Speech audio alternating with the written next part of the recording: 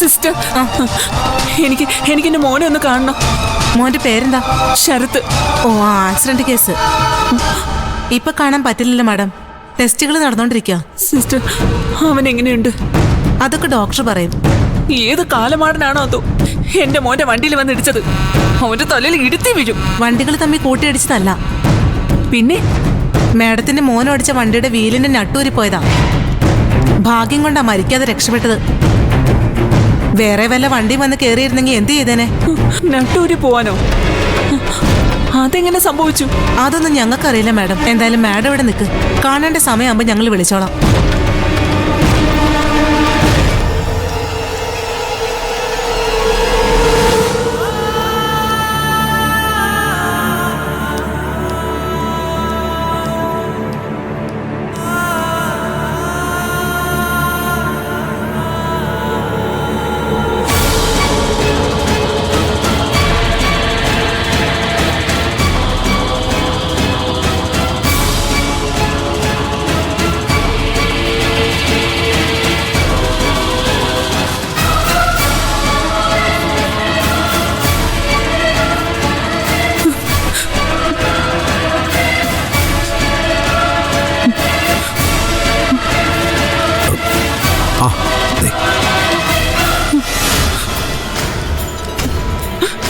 പ്രഭാവതി, കരയില്ലേ? ജീവൻ തിരിച്ചു കിട്ടിയില്ലേ? എന്താ അമ്മേ ശരത്തേട്ടന് പറ്റിയത്? ഏതോ നട്ടൂരി പോയതാണെന്ന്. നട്ടോ? അതെ, വണ്ടിയുടെ വീലിന്റെ നട്ട്. ഓടിക്കൊണ്ടിരിക്കുമ്പോ അങ്ങനെ സംഭവിച്ച തീർന്നില്ലേ എല്ലാം? ഭാഗ്യം കൊണ്ടാ ആയുസ് പോകാതെ തിരിച്ചു കിട്ടിയത്. സൂക്ഷിച്ച വണ്ടി ഓടിച്ചില്ലെങ്കിൽ ഇങ്ങനെ ഇരിക്കും. എന്റെ മോൻ സൂക്ഷിച്ച് തന്നെയാ വണ്ടി ഓടിക്കുന്നത്. പിന്നെങ്ങനെയാ നട്ട് ഊരിപ്പോയത്? എന്റെ പാർവതി, നട്ടൂരി പോയതാണ് ഇവിടുത്തെ വിഷയം. അപകടത്തിൽ ശരത്തിന് എന്ത് പറ്റിയെന്നുള്ളതല്ലേ? അല്ല, ഡോക്ടർ എന്താ പറഞ്ഞേ? അതിനാരെ ഡോക്ടറെ കണ്ടു? വിളിക്കാന്നാ നേഴ്സ് പറഞ്ഞിരിക്കുന്നേ.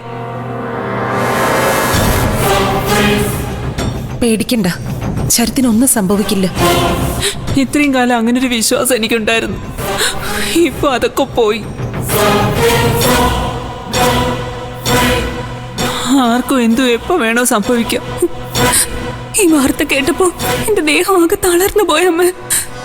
ബോധം കെട്ട് വീണില്ലെന്നേ ഉള്ളൂ. ഞങ്ങൾ സമാധാനിപ്പിച്ചതുകൊണ്ടാ ഇവൾ ഒരുവിധം പിടിച്ചു നിന്നത്. ശരത്തെന്ന് വെച്ച ജീവനായിരുന്നല്ലോ ഇവക്ക്. അതെ അതെ. അതെന്താ അങ്ങനെ പറഞ്ഞ? അല്ല, അമ്മ പറഞ്ഞത് ശരിയാണെന്ന് ഞാൻ പറയുമായിരുന്നു.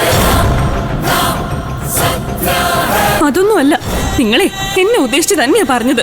എന്നെ കളിയാക്കിയതാ. ഒന്നും മനസ്സിലാവുന്നില്ല എന്ന് വിചാരിക്കണ്ട കേട്ടോ. അല്ലെങ്കിലും ദേവികയ്ക്ക് ഇത്തിരി കൂടുതലാ. സ്ഥലവും സമയവും നോക്കാതെ എന്തെങ്കിലുമൊക്കെ വിളിച്ചു പറയും. ഇവിടെ ഇത്രയും പേരുണ്ട്. ഈ കൂട്ടത്തിൽ നീ ഒരുത്തി മാത്രമാണ് ഒരു സങ്കടമില്ല നിൽക്കുന്നത്. സങ്കടമില്ലെന്ന് മാത്രമല്ല, സന്തോഷം മുഖത്ത് കാണാനുണ്ട്.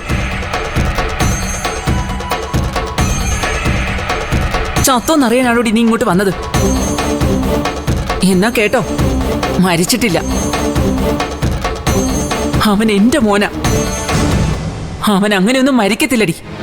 മരണം മകന്റെ തലയ്ക്ക് മുകളിൽ നിൽക്കുമ്പോ തന്നെ ഇങ്ങനൊന്നും പറയല്ലേ അമ്മേ? ഡോക്ടർ വന്നൊന്നും പറഞ്ഞിട്ടില്ലല്ലോ. ആദ്യം മെഡിക്കൽ റിപ്പോർട്ട് വരട്ടെ, എന്നിട്ട് മതി ഇതുപോലത്തെ അഹങ്കാരം പറിച്ച്. മതി, ഇവിടെ കിടന്ന് വഴക്കുണ്ടാക്കണ്ട. ഇതിനാണോ ഇങ്ങോട്ട് വന്നത്? വേഗം തിരിച്ചു പോവാൻ നോക്ക്. മോളെ, മോള് വാ. നിങ്ങൾ ഒറ്റൊരാളാ ദേവികയെ വഷളാക്കുന്നേ. ഇനി എന്തിനാ ഇവിടെ നിൽക്കുന്നേ? ഇവരുടെയൊക്കെ വായിരിക്കുന്ന കേൾക്കാനോ?